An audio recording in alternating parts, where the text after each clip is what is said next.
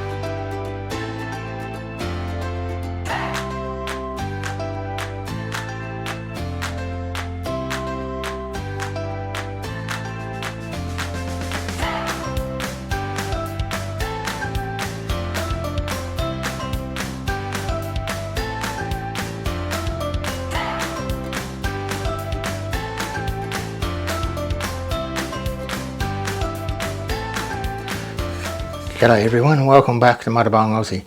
Well, very simple recipe to follow, isn't it? Very easy to make. The only thing I'd say is make sure that you do sieve the self-raising flour.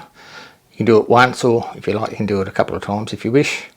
Then you've got the 1 cup of lemonade, 1 cup of cream.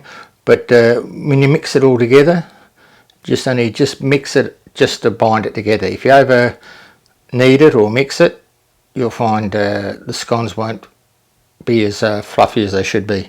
They won't rise as much, but you can serve them, you know, out of the oven with a cup of tea, you know, with a bit of butter, big dollop of butter on them, or like here I've cooled them down, cut them in half, done a rosette of cream around the outside, and I've just done it with some apricot jam and plum jam.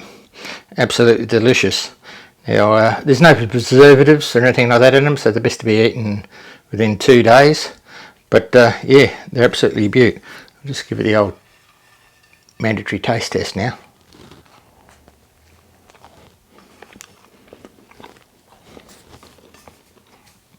Yeah, very light the scones are.